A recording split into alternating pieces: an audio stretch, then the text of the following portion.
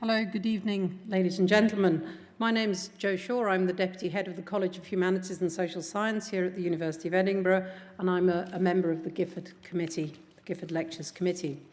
And it's my very happy pleasure to welcome you here and to welcome also Lord Rowan Williams of Oystermouth to Edinburgh once more to give the fourth lecture in his Gifford series of 6 lectures entitled Material Words, Language as Physicality. As before, this lecture is being recorded and the video will be available online on the Gifford website shortly. This lecture is also being streamed live around the world.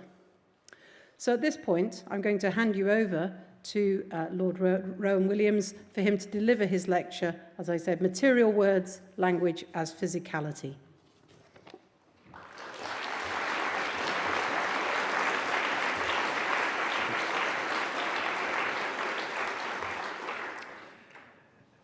Thank you very much. I begin with a quotation. Suppose that I have an autistic spectrum disorder and severe learning disabilities.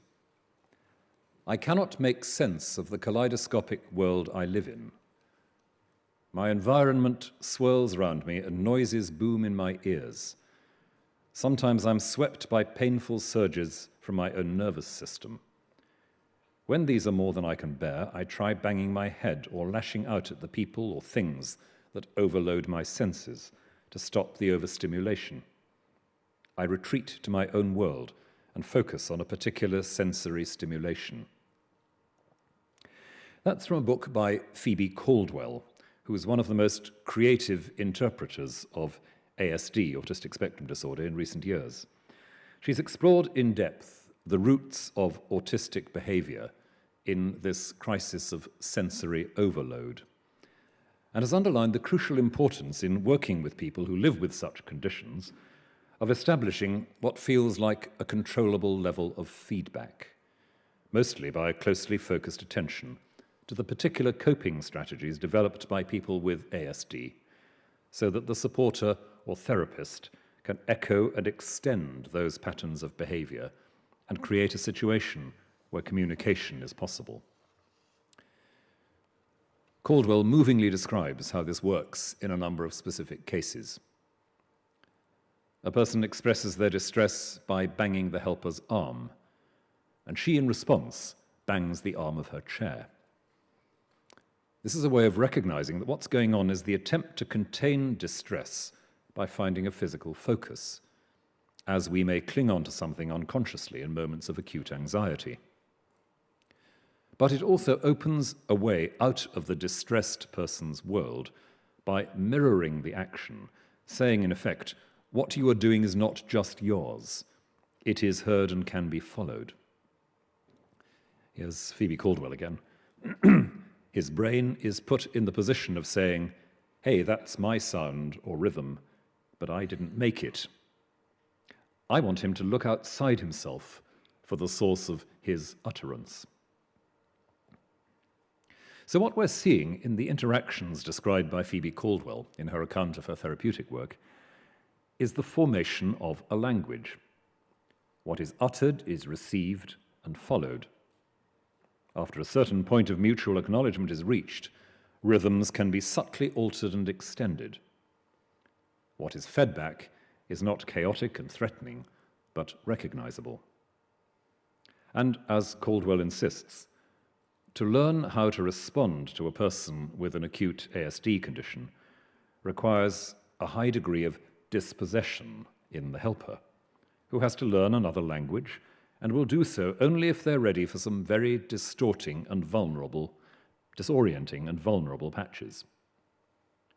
We move out of the realm of simple self-stimulation when we see that our patterns of activity, including noise-making, are reflected elsewhere in the sensory world. And the identification of mirror neurons in the brain shows the physiological basis for this. The same set of neural connections happens both when I do something and when I perceive it done outside myself. Even more strikingly, this pattern of connection can be reproduced when the same rhythm or sequence is enacted in a different mode or medium. For most of us, this is a routine aspect of our learning and communicating. For the person with an ASD, there is an apparent absence of this process of neural connection. They will recognize and respond to imitations of their own behaviour, so that, for example, when a person with ASD engages in what's called repetitive or stereotyped behaviour, they're likely to be attempting a highly controlled form of communication to which the only acceptable response is some sort of mirroring on the part of the other person involved. The person with ASD will not imitate another person in performing an unfamiliar action, quoting again, because it is outside the well-worn path of his repertoire. It's only when the person with ASD recognizes what it is that he uses to talk to himself, in Phoebe Caldwell's phrase, that he is able to interact. So anyone seeking an interaction has to decode what such a person thinks of as talking to himself in the patterns of repetitive speech or gesture. Caldwell again, I answer by imitation, confirming that I have not only received and taken on board her gesture, but perhaps more importantly, that it means something to me. The point of this excursion into the intriguing and rapidly developing field of the study of autistic conditions is to underline the fact that our conversational practice rests on a closely woven scheme of physical interaction. The elusive process whereby the firing of our neurons reflects the neuronal activity of another, confirming that what we perceive is recognizable as the same sort of thing as what we do, the ways in which we can reinforce or indeed frustrate recognition in the degree to which we understand what another is saying to herself and shape our physical behavior accordingly, the methods we evolve of containing or controlling potentially menacing situations by physical, gestural strategies of which we're not fully conscious. Just as in neuroscience generally, so here. We learn certain fundamental insights about awareness and communication by attending closely to what happens when the system is functioning eccentrically. Understanding autism is a powerfully useful key to understanding certain things about language itself and about ourselves as language users. One of these things is that, once again, contrary to any simple stimulus and response model of how language works, our communicative activity normally selects and organizes stimuli, and when overloaded, as in autistic conditions, narrows and focuses that activity in self-defensive ways. And further, this communicative activity also normally functions by a process of reinforcing, checking isn't quite the right word, reinforcing its own workings in relation to the reflections it perceives in others. A potentially overwhelming environment is made manageable through these two strategies. We select what to attend to, and we're encouraged to depend on the viability of our selection by seeing it in some measure reflected in the selective agency of others. When that selection capacity is for any reason adversely affected, the experience of overload already mentioned, we no longer know what to look for in the activity of others. And it's only the patient work described by Phoebe Caldwell, the labour of working out what are the rhythms devised in order to protect the raw and overstimulated brain, that can begin to restore some kind of expected communication skill. And this implies that the formation of the physical world we deal with and talk about is necessarily a cooperative business, a process that interweaves various material operations in brain and physiology, so as to identify objects that are perceived in common. As I develop physically, I develop a set of strategies for finding my way around what confronts me. I learn how not to bump into things.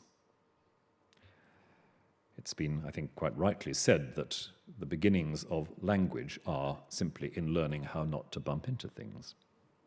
I learn this, and thus I create an internalized map of my environment, increasingly sophisticated and differentiated. This bit of the territory presents this kind of obstacle. This bit presents that kind. The fact of binocular vision already presents me with a plurality of possible perspectives, so that I'm alert from the start to depth as a feature of my perceptual field. In tandem with this, I'm being provided constantly with confirmatory or non-confirmatory material from other agents whose visible strategies for managing the environment resemble mine. This is where the role of mirror neurons comes in. I discover not only the points at which the physical environment resists my motion, but by following the comparable reactions of others, where this environment resists other agents as well. So that the primitive concept of a physical object is not in fact the straightforward presentation of a set of material stimuli. It's the product of a more involved response in which diverse patterns of identifying resistance in the environment are held together. The very notion of a three-dimensional object assumes such a convergence of different points of view and points where resistance is to be met. And as perception becomes more conscious, such different possible points of view come to include the idea of continuity over time, as well as the unity of different points in space. I shall have acquired a map of my environment in which I can locate myself in relation to other physical presences. I shall have recognized something of the paradoxical character of my own physical presence, which I perceive in a unique way. In the language of the most painstaking 20th century exponent of this approach to understanding perception, Maurice Merleau-Ponty, I shall have recognized, I quote, my bodily intelligence. I shall have recognized my presence in the world as, in his phrase, intelligently orientated. And against such a background, language has to be understood as something more and other than a tool for getting information from one container to another. In Merleau-Ponty's words, language manifests a link between human agents and between agents and the world. As we noted when discussing Ian McGilchrist's analysis of the origins of speech, it's a mistake to think of speech originating in the practical need to communicate information. It has its roots rather in articulating and testing mutual recognition, inviting response of an ever more differentiated kind. Which is why Phoebe Caldwell's ventures in establishing communication with people living with autistic conditions tells us so much about language itself. Communication is not, in this context, passing on information.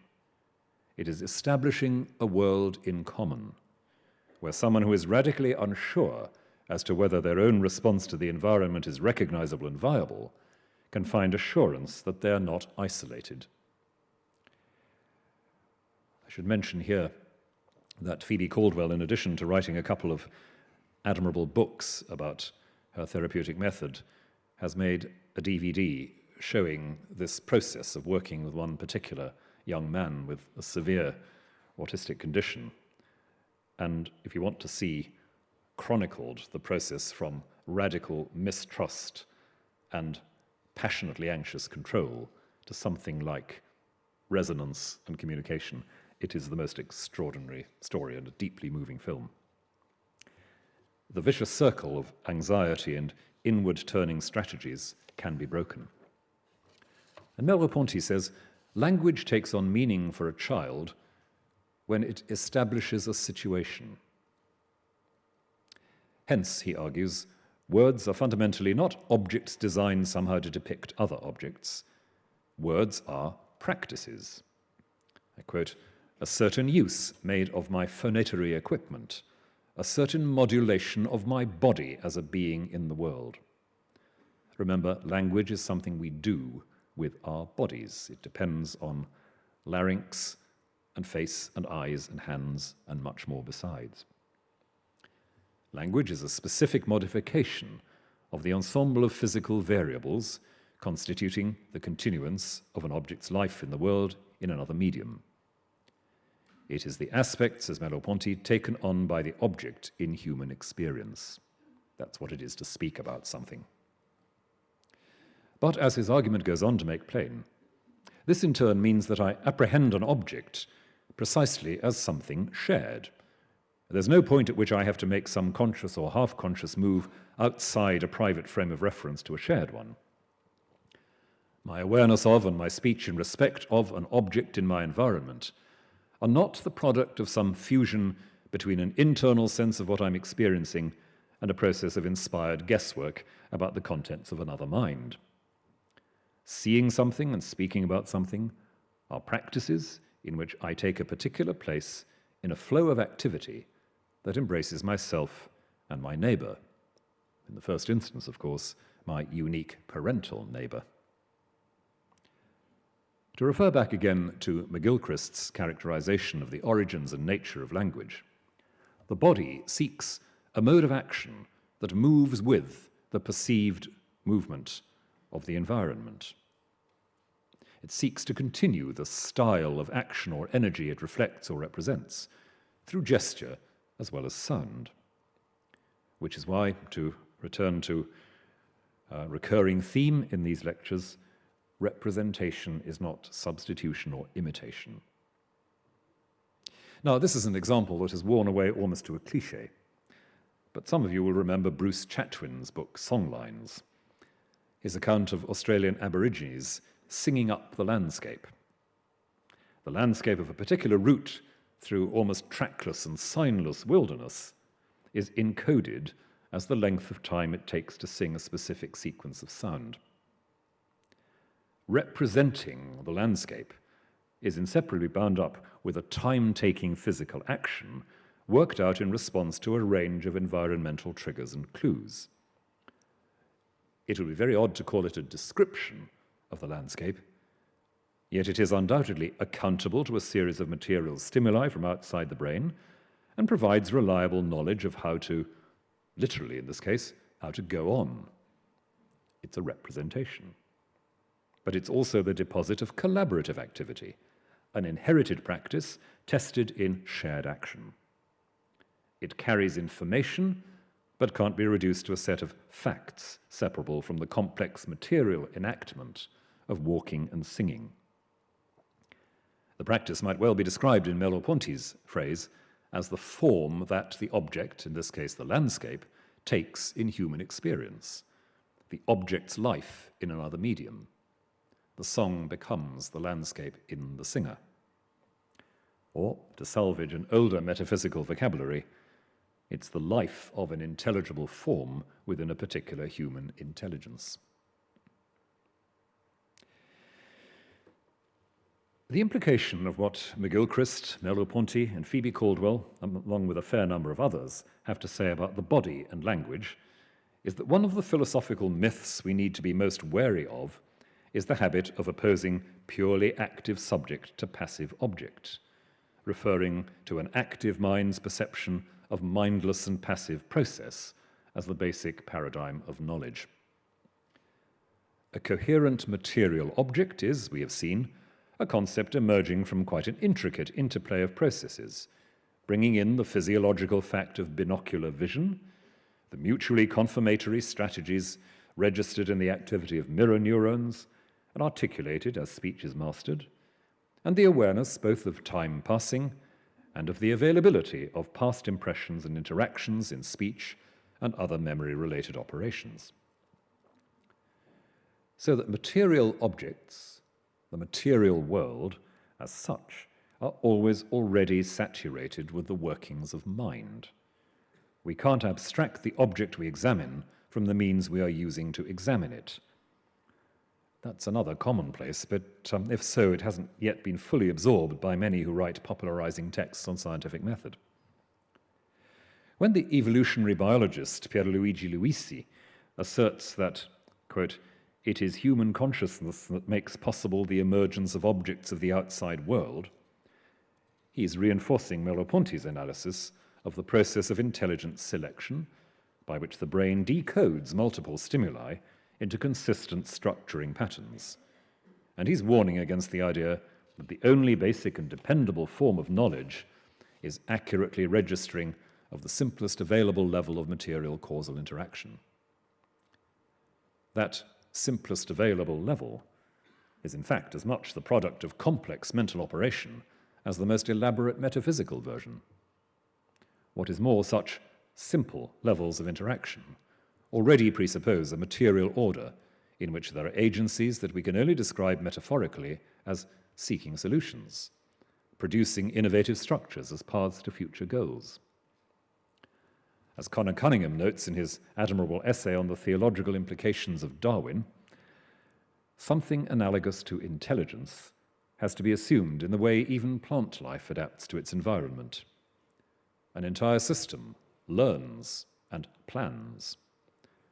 So far from consciousness or human intelligence being a somewhat embarrassing excrescence on the surface of rational material processes, it would be better to say that intelligence is literally the only phenomenon in the universe that makes sense of the overall direction of material existence towards coherent, sustainable, innovative, adaptable forms.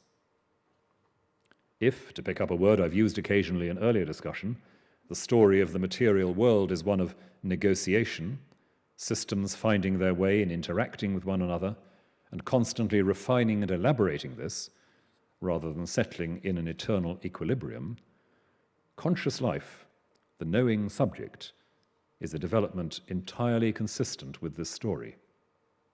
Indeed, we could not conceive of the story without the model provided by consciousness itself, the awareness of negotiation.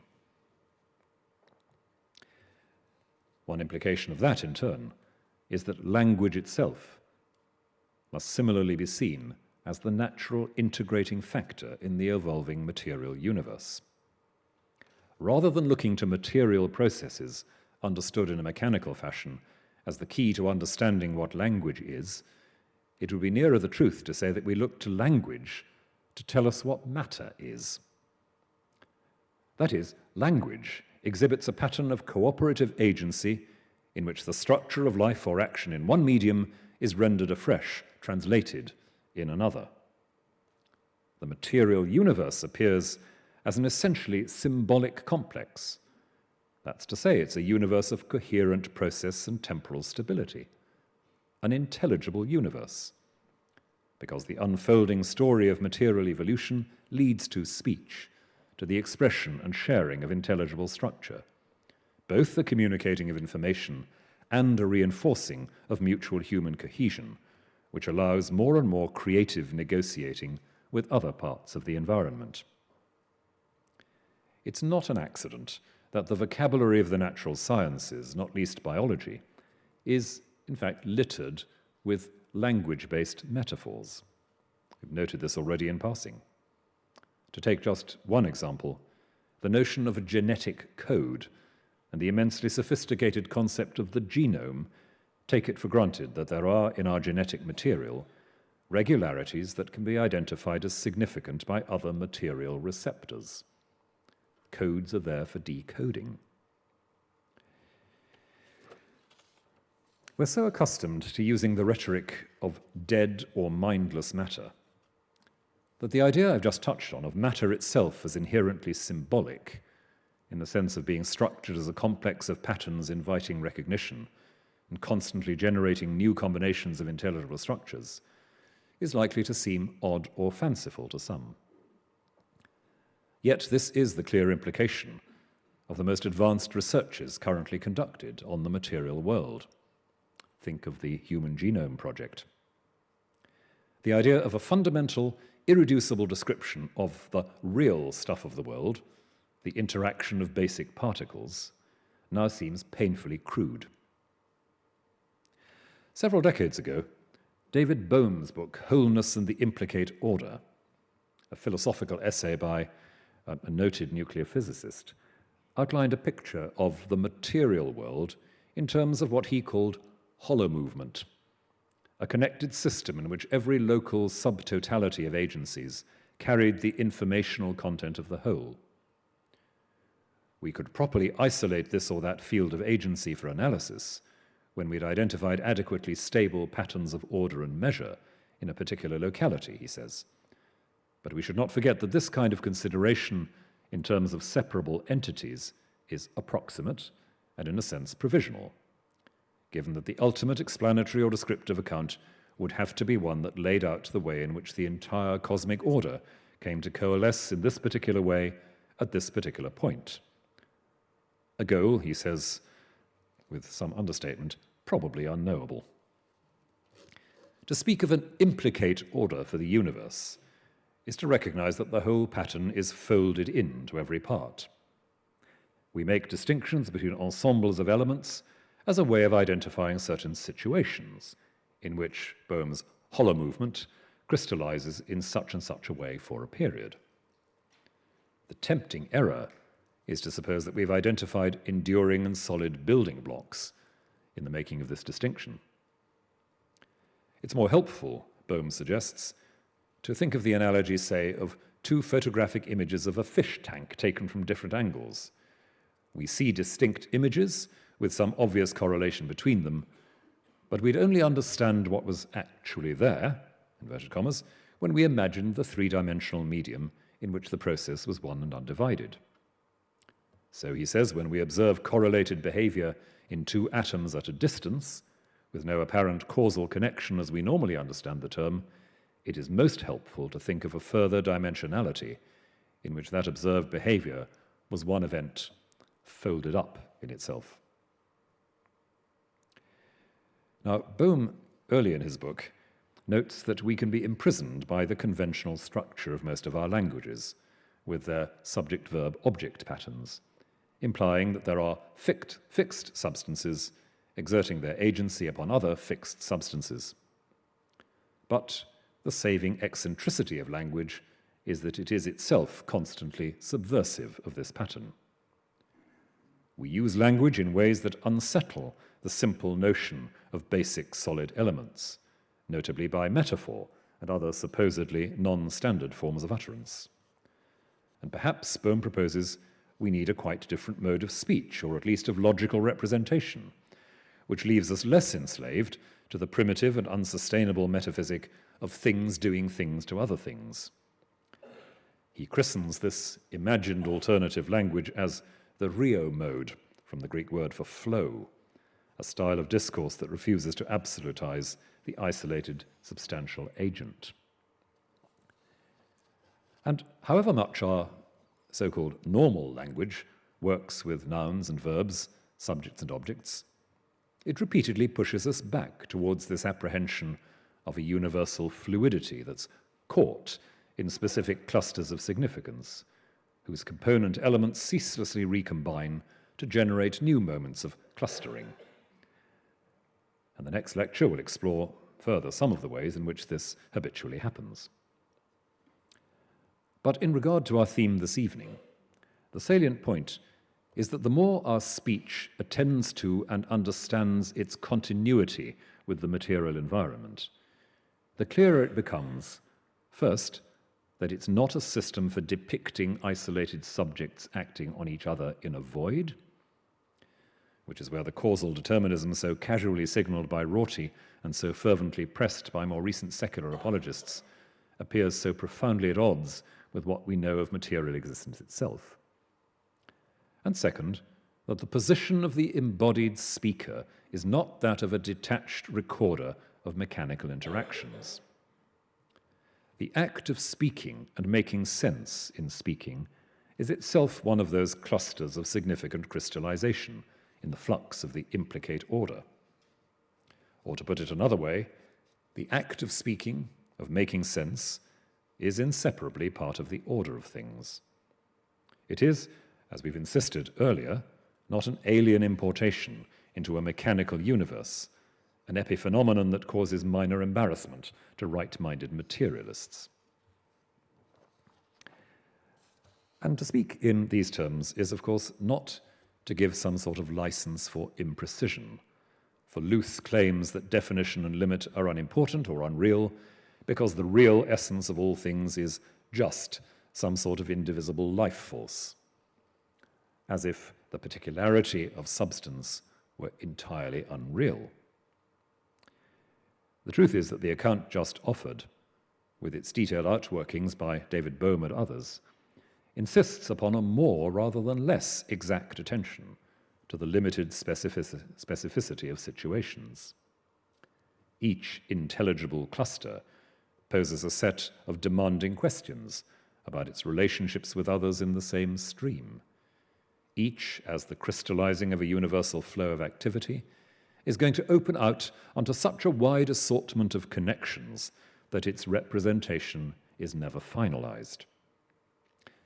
Relating this to earlier discussions, we can say that the work of finding more and more comprehensive or sustainable representative forms is formidable and unfinishable. But this also means that our representative forms will be constantly in search of new levels of adequacy or exactitude.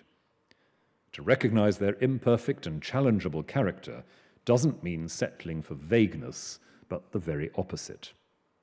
And the attention demanded of me as a speaker is intense. Now, the sort of model of speech that I've been outlining is in one sense convergent with the old doctrine that words carry the life of what they relate to or represent. But to say that, of course, is not to imply what some would call a magical relation between word and world, such that to know a name is to know and possess an essence, to have something at one's disposal.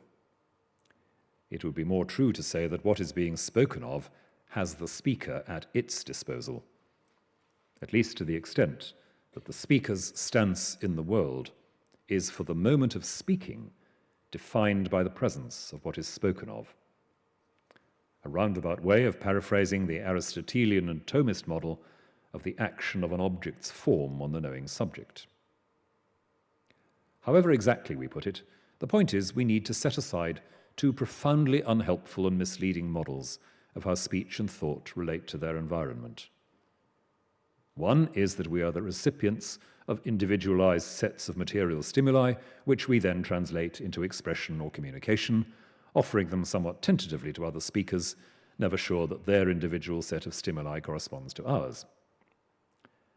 The other is that we are given access to the hidden interior essences of what we encounter by some mystically complete and effective image or sound.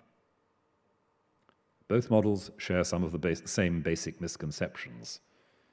They assume a certain kind of gap between mind and object, let alone between one mind and another, and so assume that there is a distance to be crossed between mind and world.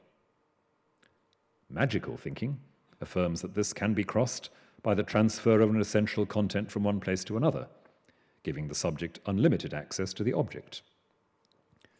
More conventional modern epistemologies, other kinds of magic, envisage a processing and synthesizing of intrinsically neutral or meaningless material data with the pervasive background anxiety that what is really there eludes us and that we can have no certainty that our perceptions are shared. In contrast, the approach I've been outlining here acknowledges that if there is no primitive set of atomistic data to be labeled or catalogued, speech is always looking for means of representing an event and in some measure, therefore, prolonging or reenacting an event, because adequate representation can't be restricted to a simple reflection of the moment of appearing. An event is non-negotiably part of a continuum, its prior conditions and afterlife are bound to enter into representation. What we say is moulded according to how an event goes. It shows the impact of an event at a number of very different levels, from the apparently straightforward record of sensory impressions through to various kinds of significance for a human cultural context. That speech, in this sense, extends the form of activity at work in an event is far from saying that it's a magical capturing of essences, but it has some resonance, at least, with the linguistic speculations of some of the Russian religious philosophers of the early 20th century, who described names as energemata, energized realities of what they designated, active bearers of the agency they represented, rather than denominators of some fixed essence. Basic to all this is the question of what we make of those encounters with our environment where we can't be said to be gathering evidence for a process that will lead to a conclusion. If what we encounter is primitively discrete lumps of sensory data, then everything else is the product of a process, other minds, dimensionality, temporal duration, and so on. But in fact, we're faced with a variety of encounters in which it makes no sense at all to think of quanta of material that enable us to come to a conclusion about what we're engaged with. Merleau-Ponty invites us to think of standing with a friend, looking together at a landscape, each pointing out to the other features of what they see. He writes, "Paul's finger, which is pointing out the church tower, is not a finger for me that I think of as oriented towards a church tower for me. It is Paul's finger which itself shows me the tower that Paul sees, just as conversely, when I make a movement towards some point in the landscape that I can see, I don't imagine that I'm producing in Paul, in virtue of some pre-established harmony, inner visions merely analogous to mine.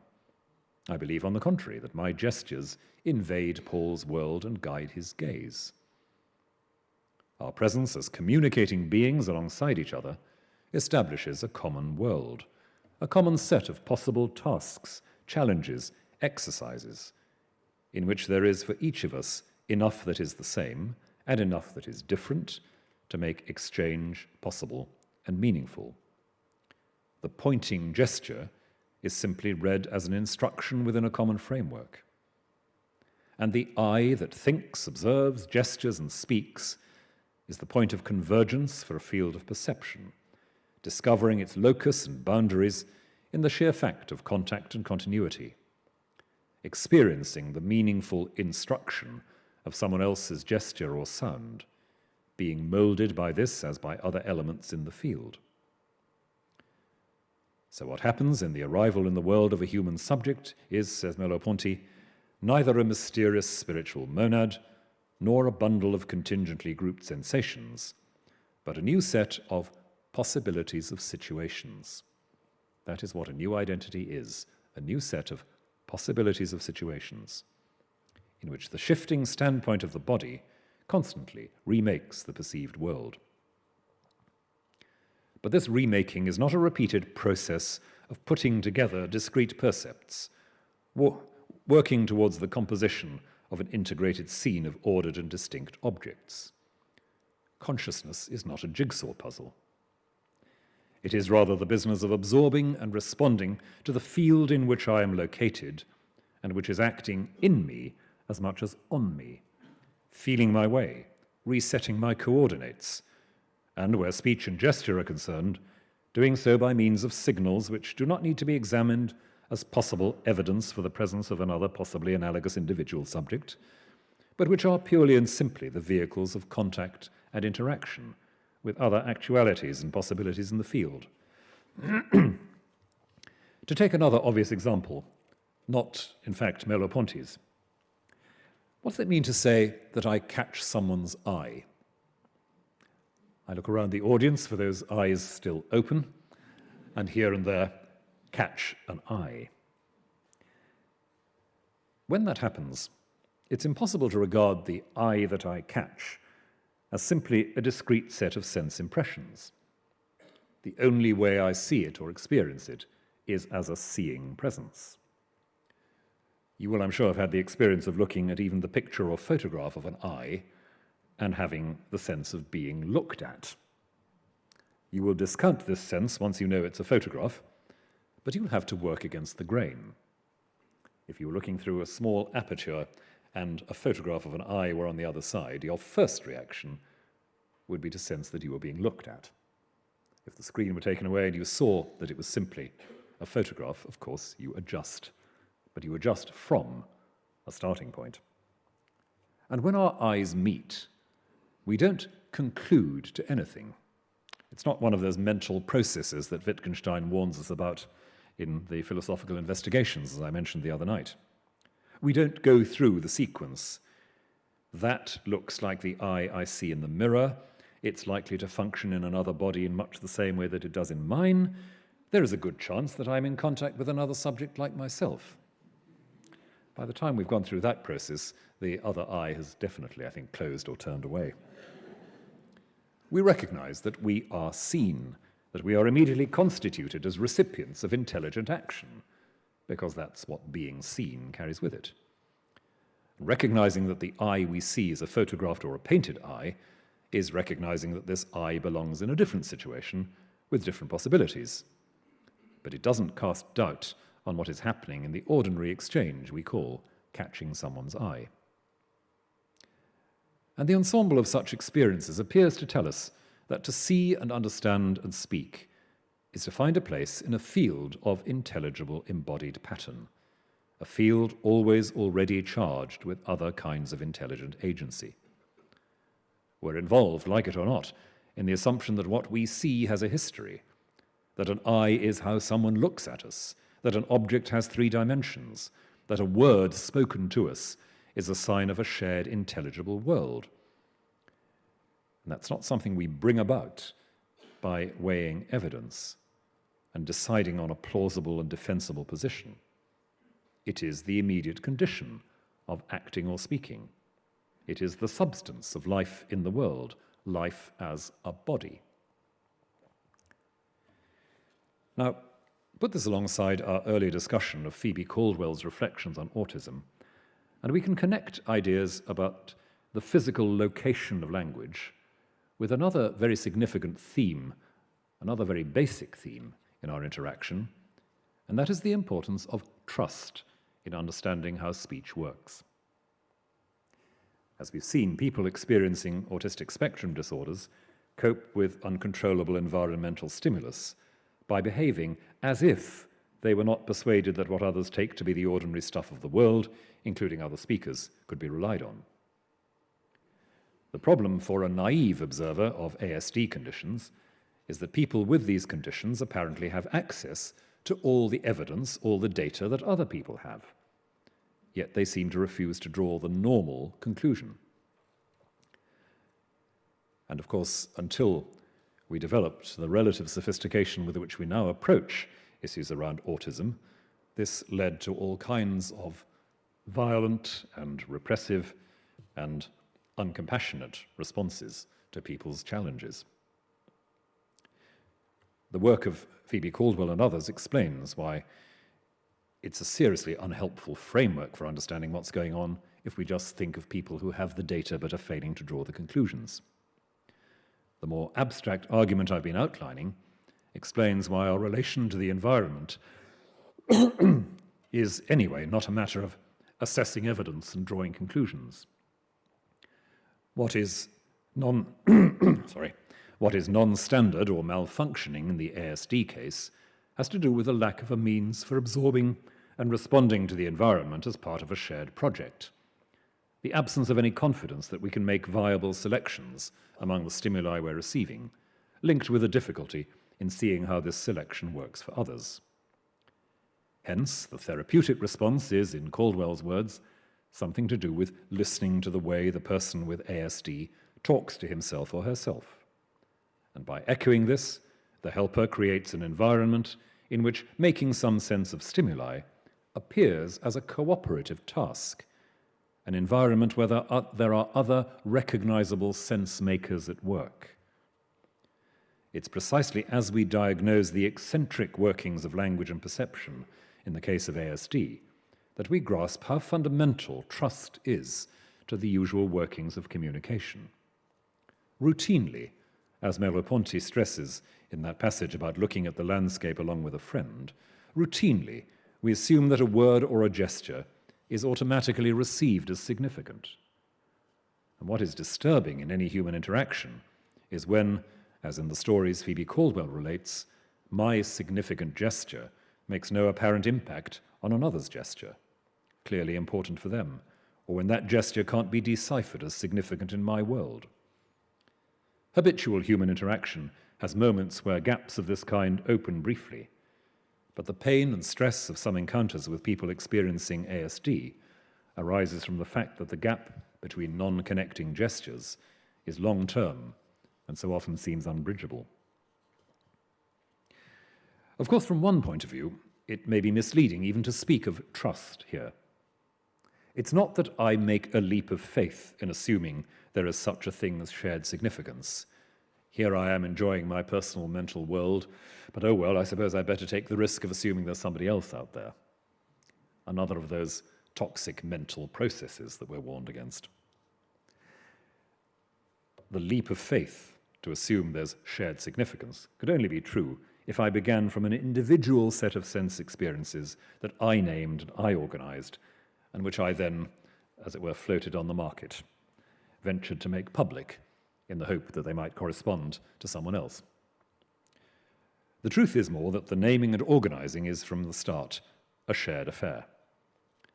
Faced with the classic skeptical question of how I know that the colour I call red is what another speaker calls red, we can only say that if the application of the term is learned and we're able to negotiate its use with apparent success, the shared character of its significance is axiomatic. But it's not completely nonsensical to talk about trust here. We speak to another in the confidence that hitherto unknown collections of sounds will register as I wish them to. We listen in the confidence that the sounds we're hearing connect us within a shared situation. In such a setting, the incompleteness of our words, discussed earlier, is not a failure or a threatening exposure, but an inseparable feature of how we know. We are always going to be in each other's debt for negotiating our way in the world. And in the background is the insistent suggestion that my own knowing or speaking is fully what it can be in the context of an unlimited convergence of points of view, perspectives on the shared environment. The broader our shared situation, the more securely we know and judge, which in turn provides the grounds for being very wary of any strategy, cultural, religious, or political, that assumes any perspective to be dispensable. It's, if you like, part of a language-based case for moral universalism and the universal value of the person. Tying this again to the issues raised by ASD conditions and their treatment, it's clear that a therapist like Phoebe Caldwell begins from the assumption that the person with ASD has a point of view and a capacity to create working symbols to make sense. The task is to make space enough for this to surface and connect. So that this approach warns us against a faulty and problematic use of ideas of mutual recognition as the basis for ethics. Faced with what we don't recognize, or with an apparent lack of recognition, we're reminded that the fact of encountering a recognizable body presents us with a human point of view. This, as a body, is a sense-making organism, in that it is receiving the input of a shared situation. Before we conclude, notice the word, that a putative human organism, an unborn child, a severely challenged adult, a person with dementia, or with a condition that radically isolates them from communication, a person in a so-called vegetative condition, before we conclude that such a person is beyond the community of shared sense-making, we'd better pause and weigh the importance of recognizing not necessarily another speech user operating just like ourselves, but another center of meaningful experience, another point of view, the focus of another intelligible situation, and therefore a contributor, in ways I may not easily grasp, to my own intelligence. The human other, and to some extent the sentient other more generally, as this has some evident moral implications for our relation to the animal world, the human other is a point on which relations converge. This remains true whatever level of linguistic or communicative performance is exhibited by a subject. And another way of expressing this is to say that any other I encounter is always already turned towards something other than just myself as interlocutor or observer. They are located in a territory that is not defined around me. To accept the notion of the body as the center of a situation or a set of possible situations, in Merleau-Ponty's sense, and to understand the body's life as continuous with the intelligible input of the environment, implies that in any encounter we begin from the trust that we are engaged with another perspective that is part of a whole intelligible environment, and thus something I am likely to need in my own developing intelligent life.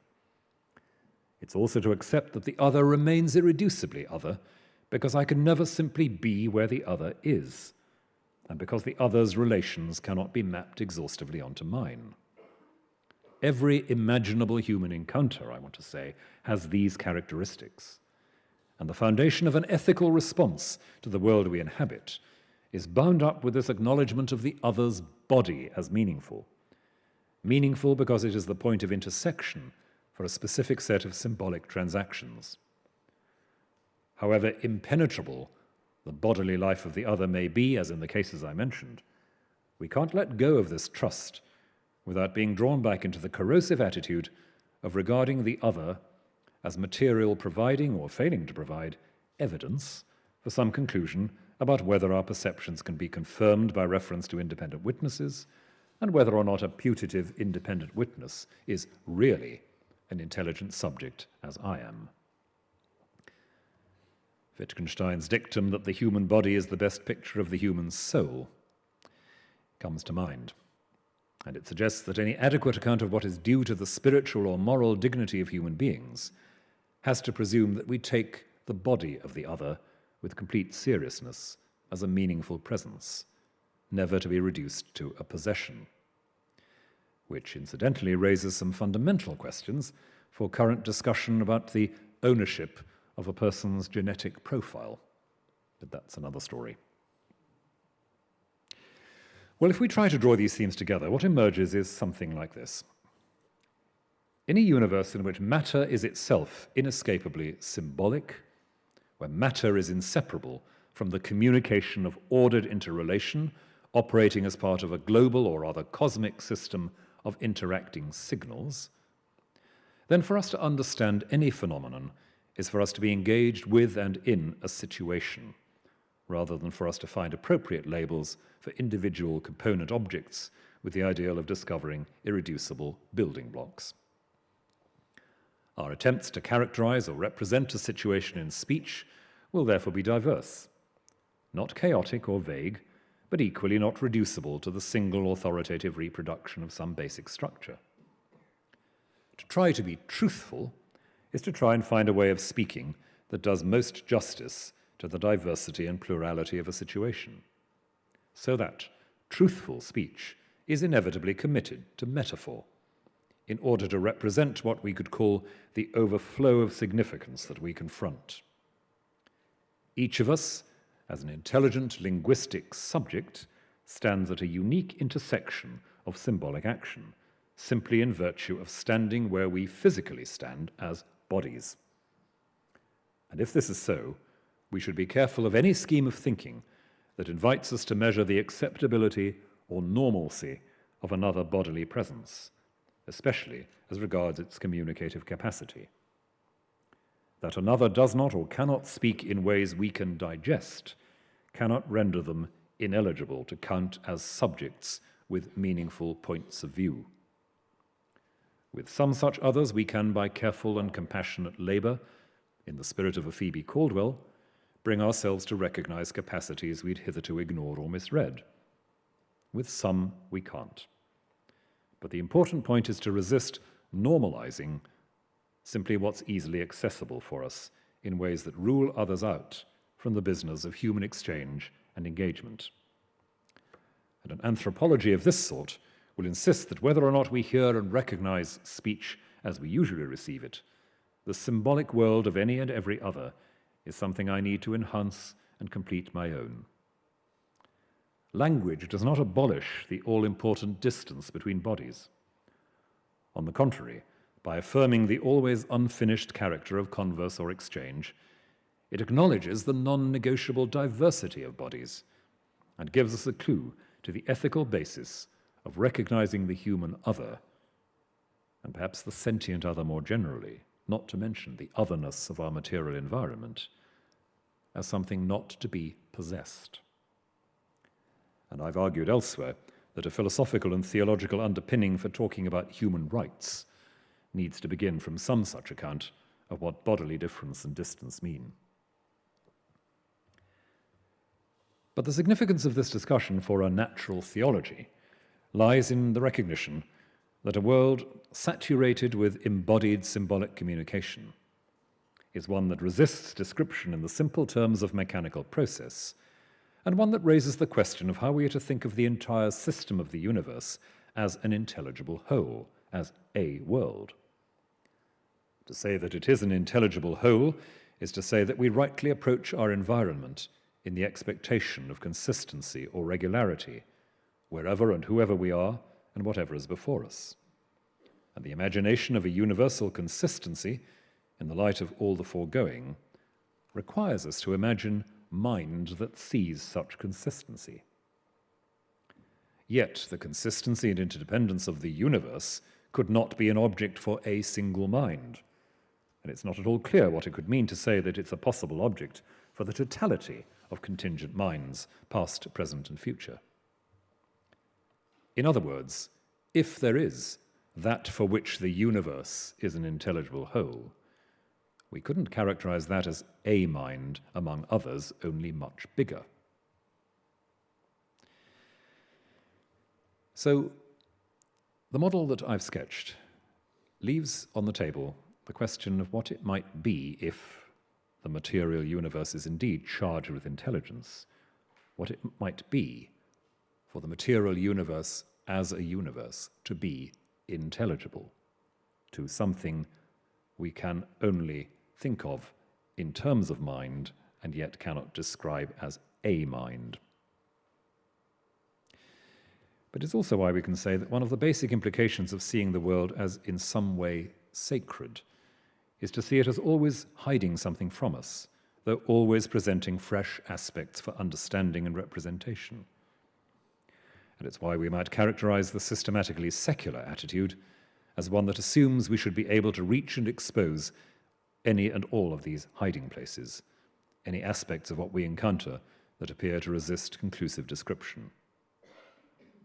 Now, often, what the secular perspective is rebelling against is a resort to vagueness and rhetoric about mystery when there are perfectly answerable questions around and we have to beware of laziness, evasiveness, or dishonesty. The problem arises only when this entirely proper rebelliousness goes on to deny that there are other questions that can legitimately be asked, indeed that seem to insist on being asked. When the search for the most adequate version of a description of what's before us becomes a campaign to rule out in advance those representations that crowd in on and around the descriptive exercise and suggest connections, implications, not contained in the first-level descriptive or explanatory narrative that's properly the sphere of empirical science. To speak, as some do, of the need for re-enchanting a world shrunk and bleached by science is actually not all that helpful. It does far less than justice to the scientific enterprise, and it can all too easily be read as an appeal, again, for less precision, as if it would be better to stop scientific inquiry at a certain stage of complexity or depth. But what is undoubtedly true is that an account of speech and thought, which insisted that what we've been calling the representative response was no more than a sort of leisure activity, an optional extra for those who fancied it on top of the truly indispensable descriptions of proper analysis, that would do just as little justice to the plain variety of how we construe what we're engaged with. The shifting, constantly expanding perspectives of historical processes of understanding and representation have no end as far as we are concerned. Yet they presuppose a kind of coherence, a unity that is never itself capable of being represented, let alone described. The theological claim, which comes in at this point, is that such an intelligible unity in our field of perception implies a fundamental informing intelligence, that for which the universe is intelligible, which perhaps is one way of rephrasing the Thomist principle that the knowledge of God is the cause of things. Scientia Dei causa rerum. And again, from a theological point of view, the implication of convictions like this is that every finite phenomenon or situation or perceptual cluster is at some level a carrier of divine significance. It is a symbol, not only in the sense that it contributes to a pattern of intelligible exchange and interaction, but as something, briefly, indicating God. One can take this as license for an approach to the world which looks for allegories of the divine, ciphers to be decoded. It's an approach found in some sorts of medieval literature, not least in texts such as the wonderful moralized bestiaries that were written during that period. Everything around us has a moral meaning. Watch the behaviour of beavers and you learn something about ethics, though not quite what you might expect. But it's more in accord with our cautions about presuming that the world consists of things with fixed boundaries if we say that any and every event in the world is potentially a communication of infinite intelligence. This does not mean that every event has an edifying theological explanation of the kind typical of bad theodicy. All suffering has a purpose. It's more that there is in every situation the possibility for the human intelligence to receive some kind of formation by the infinite intelligent act of God.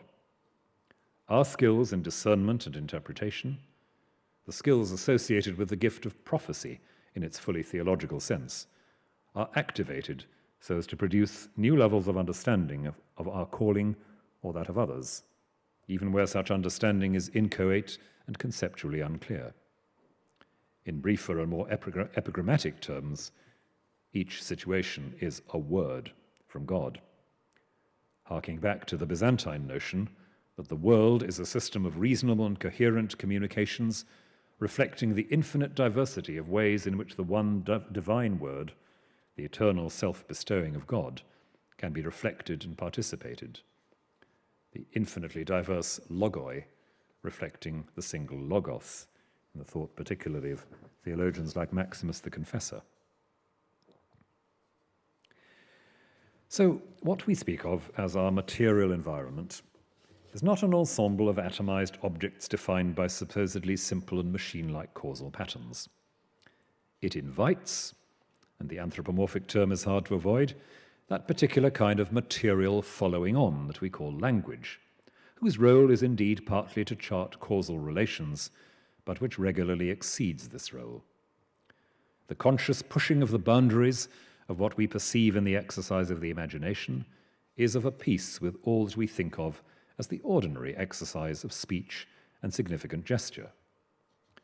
The Coleridgean intuition that imagination is therefore a matter of central theological importance is brought back into focus. The fact that the world ceaselessly prompts new configurations may be a brute fact about experience, or it may point us to an apprehension of unconditioned act, a fundamental intelligent energy in response to which all finite agency or movement is constituted as the flow of searching for, desiring, if we want another anthropomorphism, self-renewing, self-diversifying form. I've been arguing in these lectures that we can't make any real sense of our linguistic life without reflecting on the diverse ways in which speech opens onto an ever-receding horizon. There are no last words in what human beings say, and no point at which we shall have identified the essential structure of the universe exclusively with one descriptive scheme. We can't think of speaking without recognizing its probing and experimental character.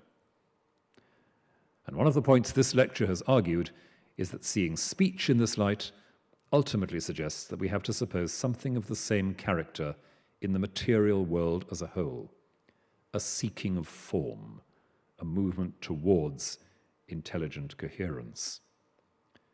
The imaginative response to the world we inhabit is, we could say, a collaboration with the energy of that world itself. It can certainly not be reduced to an arbitrary entertainment, the fancy of a bored individual will imposing patterns on passive stuff. Language insists upon both its limitedness, it happens here, it operates from this, not that perspective, it's always bound to negotiating with the rest of the material system and so on, and language insists on its unfinished and unfinishable character, opening onto the horizon of unconditioned active presence.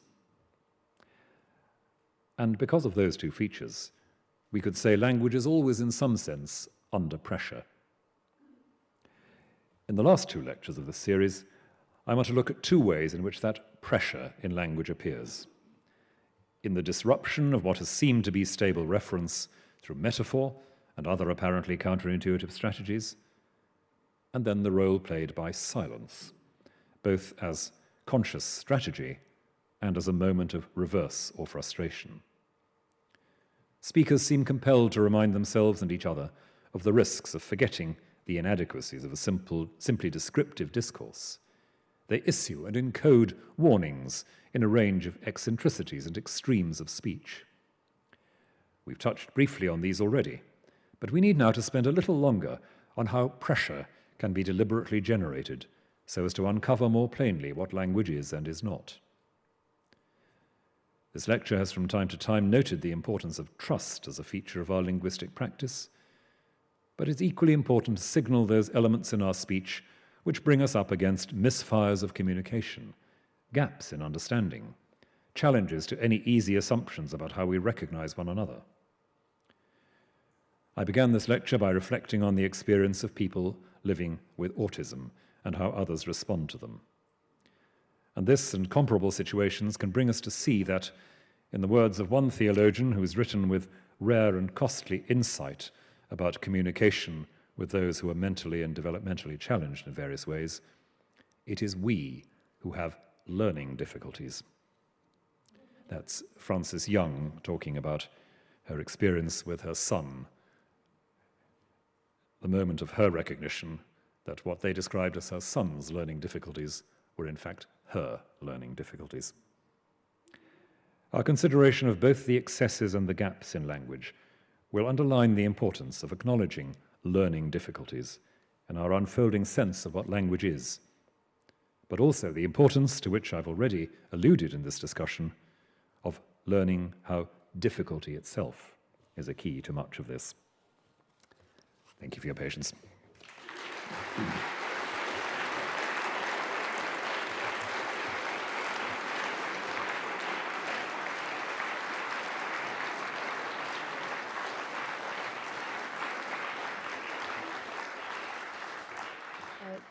Thank you very much. I sort of feel very much constrained coming to the lectern and saying simple words of thanks and appreciation, because it becomes more complex than that when you think about the relation to the material world.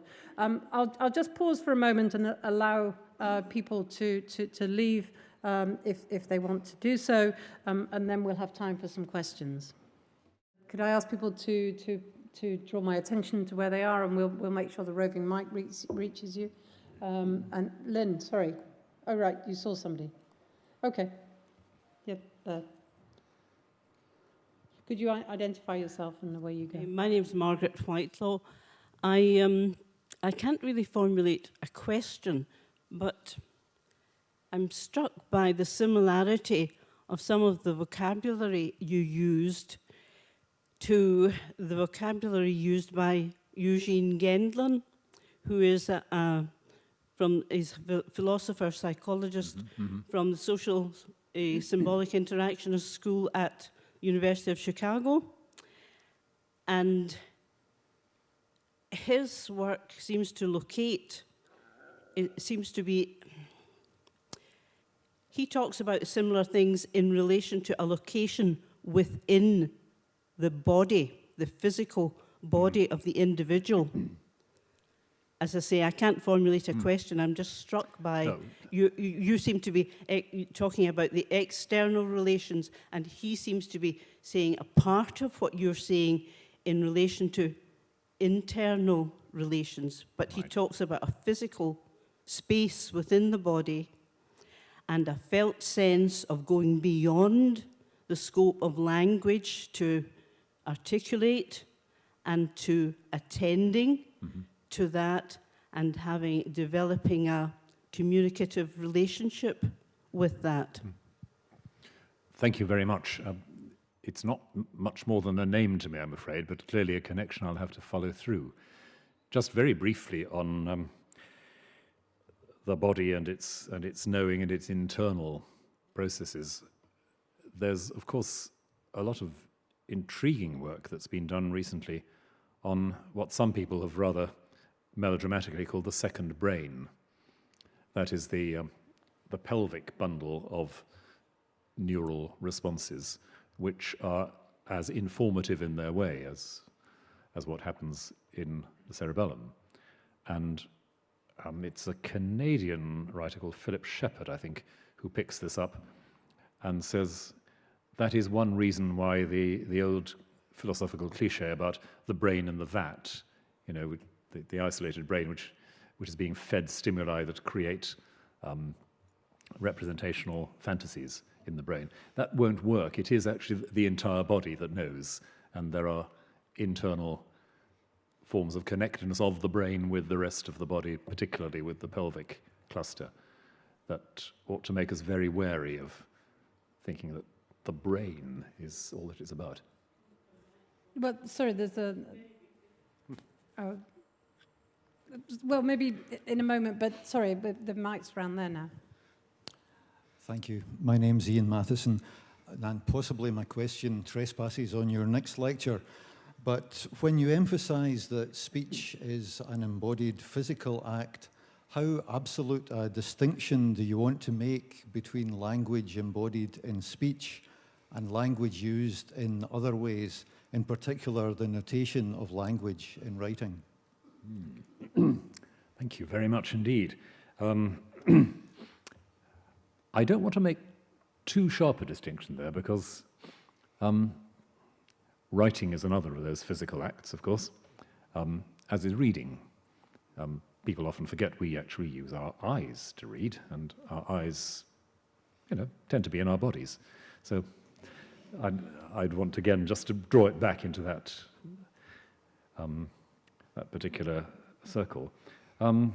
But there is another question there which does intrigue me, whether you'd have to say that written language is always implicitly an instruction for physical performance, audible performance.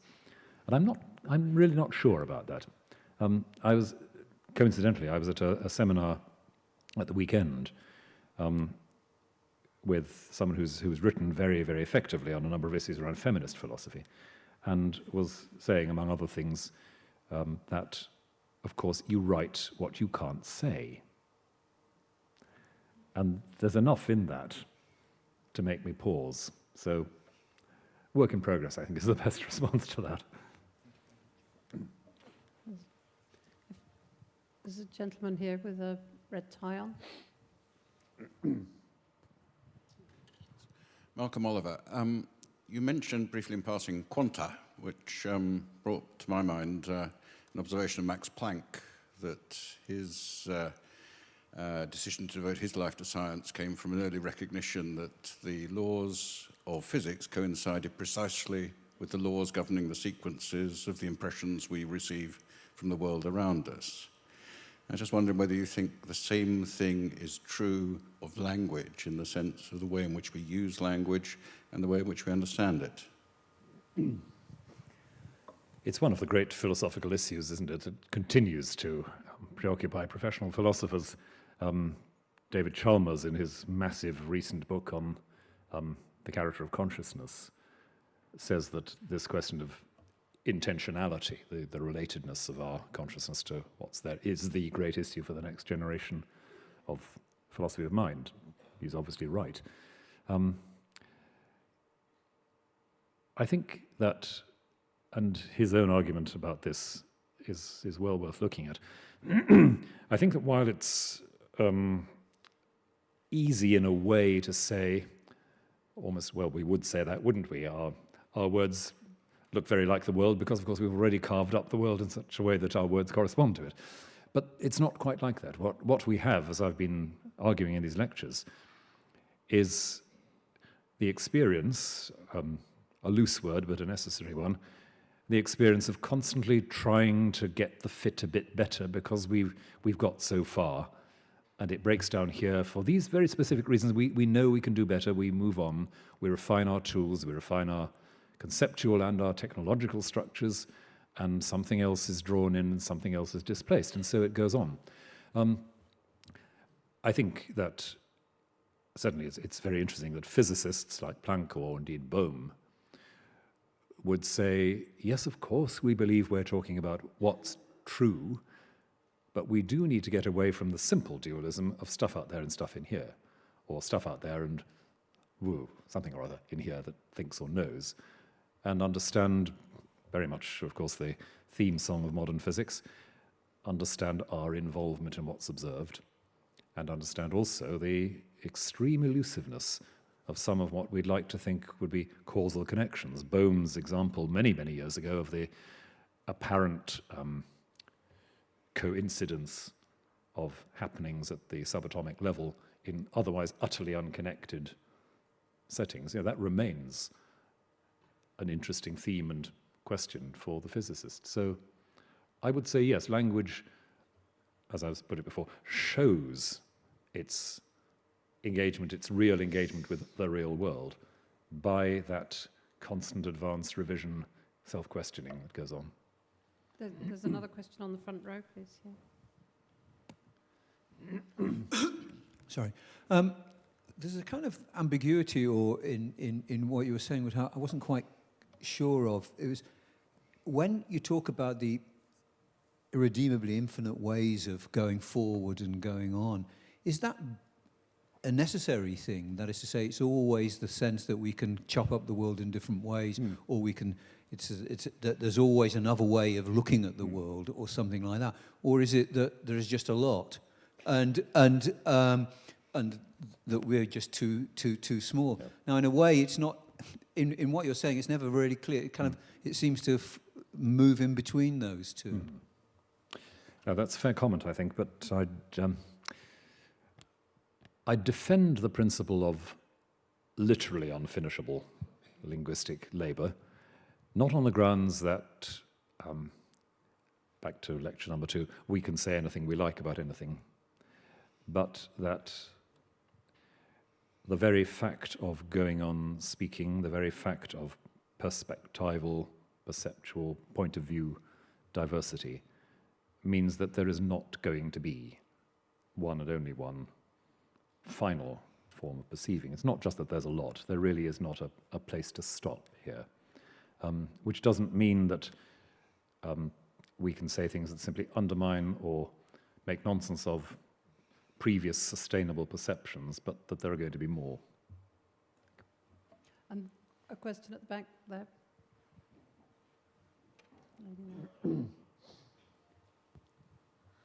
Victoria Stock. Thank you very much for your lecture this evening. I was just wondering what you said in terms of how we philosophically interpret the world around us through how we relate to one another, and how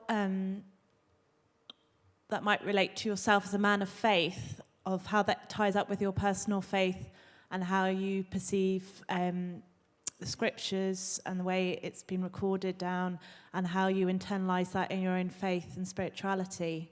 I mean, I understand there's a mystery of faith and what you've said, but just for you, how you interpret it and tie it together.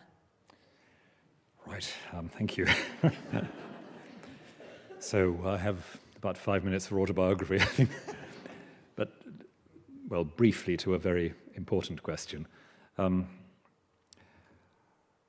suppose that part of where I see the connection is maybe best exemplified in the old translation of a phrase in Ecclesiastes: God has put the world in their hearts.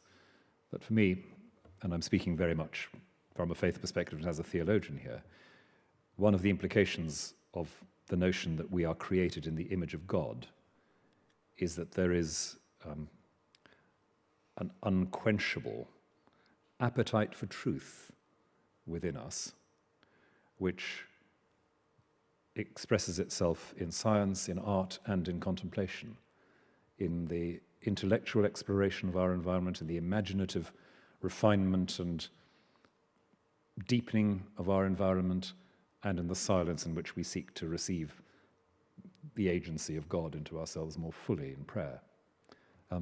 So that, for me, that the picture of the human self that's at the heart of all this is exactly what I feel I'd expect if that doctrine of humanity in the image of God is taken seriously, that something about us, As somebody like Gregory of Nyssa says in the 4th century, something about us is, if not infinite, then at least very fuzzy as regards the boundaries.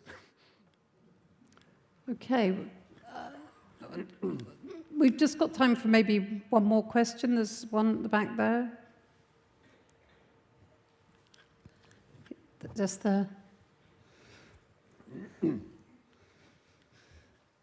I would thank you for tonight. I was hanging on by my fingertips and I think I fell off several times. So this question is really that I'm left with wondering if you could say a little bit more to help me about the connections between what I hear you explore and the whole continental philosophical strands of postmodernism and deconstruction. And I'm thinking particularly of the kind of conversation between Derrida and Caputo. And what you made me think of is Caputo's theology of the event. So that we're talking about something about the relativism of language which doesn't descend into vagueness and giving up and anything goes. But that is a challenge to keep trying, and Caputo seemed to catch something of that in terms of process. There is something unfolding, something trying to unfold that we can only come close to in the best attention that we can pay, including to the language and the way we talk about it. But to help me, I would be really interested to hear any thoughts you have about the connection between what you're saying and that realm. Thank you. Well, I think you've brilliantly answered your own question, really. But Caputo is somebody I find very, very interesting and very helpful. Though I have to say I found some of his earlier work rather than some of his later more useful. That's just my own judgment. Yes, I mean, that sense that while we cannot begin from or take for granted a simple isomorphic mapping of language onto given categories of the world, that doesn't mean we're absolved from the struggle, and the struggle of truthfulness in a very radical sense. The first book of Caputo's, I think, that I read was one where he brings together Heidegger and Meister Eckhart in a very suggestive and slightly mind-blowing way. And I think that when I talk about his early work, it's that book that made a great impact on me. So he's there in the map, definitely. I suppose my reason for using Merleau-Ponty among continental philosophers rather than others is mostly that he's the one who seems to me to have the most simply elegant and coherent vocabulary for dealing with this, and the one who at least allows a bit of conversation to happen with the Anglo-American analytical tradition in ways that the Caputos of this world don't always. And I want to keep the lines of communication open on that front too. Okay, thank you very much. I think we've probably had our allotted time for questions, and just very briefly before bringing this lecture to a close, I want to, the whole event to a close, I do want to reiterate my thanks and appreciation to Lord Rowan Williams for his exposition, his coverage of so many methods, the philosophical, the scientific and the theological, his coverage of so many disciplines. I mean, I'm incredibly impressed with such a range of from therapeutic practice derived from sort of neuroscience insights into ASD, via evolutionary biology, the philosophy of language, theoretical physics, moral philosophy, and then, of course, making it intelligible, trying to make it intelligible to us in the context of a theology. And I thought the question about the relationship to personal faith was a very interesting and illuminating one to help us bring that together. So thank you very much, Lord Williams, for your lecture, and thank you also for your attention and for your questions in the audience. Thank you.